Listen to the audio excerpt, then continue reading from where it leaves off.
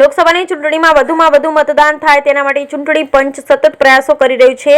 આવનારી 7મી મે ત્રીજા તબક્કાનું મતદાન થવા જઈ રહ્યું છે, ત્યારે છોટાઉદેપુર લોકસભાને મતદાન માટે જાગૃત કરવાના હેતુથી આજે છોટાઉદેપુર નગરમાં સાયકલ રેલીનું આયોજન કરાયું હતું। જિલ્લા કલેક્ટર અનિલ ધામેલિયાની આગેવાનીમાં યોજાયેલ સાયકલ રેલીમાં જિલ્લા પોલીસ વડા ઇમ્તિયાઝ શેખ, જિલ્લા વિકાસ અધિકારી સચિન કુમાર, નાયબ પોલીસ અધિક્ષક ધર્મેન્દ્રસિંહ રાઠોડ, એસડીએમ સહિતના ઉચ્ચ અધિકારી અને નગરજનો જોડાયા હતા। જિલ્લા સેવા સદન ખાતેથી સાયકલ રેલીનું પ્રસ્થાન કરાવી સમગ્ર નગરમાં રેલી ભ્રમણ કરી હતી।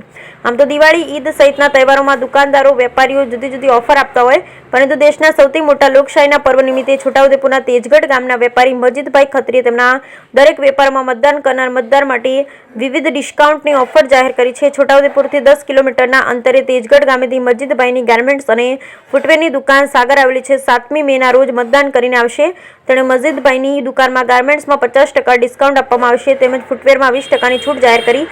એટલું જ નહીં, મજીદભાઈનું પેટ્રોલ પંપ પણ છે અને મતદાન કર્યાની આંગળી બતાવવા પર પેટ્રોલ ઉપર 1% ડિસ્કાઉન્ટ આપવાની જાહેરાત કરી। છોટાઉદેપુર જિલ્લામાં મતદાન વધે, સાથોસાથ કોઈ પણ મતદાર મતદાનથી વંચિત ના થઈ જાય એ માટે જાગૃતતાના વિવિધ કાર્યક્રમો હાથ ધરવામાં આવ્યા છે। ગઈકાલથી જ આપણે અલગ અલગ કાર્યક્રમો હાથ ધરેલા હતા। અવસર ડિસ્કાઉન્ટ નિમિત્તે પણ મોટી સંખ્યામાં વ્યાપારીઓએ ભાગ લીધો છે। સાથોસાથ આજે વહેલી સવારે સાયકલ રેલીની અંદર પણ સ્થાનિકોએ, છોટાઉદેપુરવાસીઓએ મોટી સંખ્યામાં મારી સાથે ભાગ લીધો છે અને આપણે જાગૃતતા કરીશું।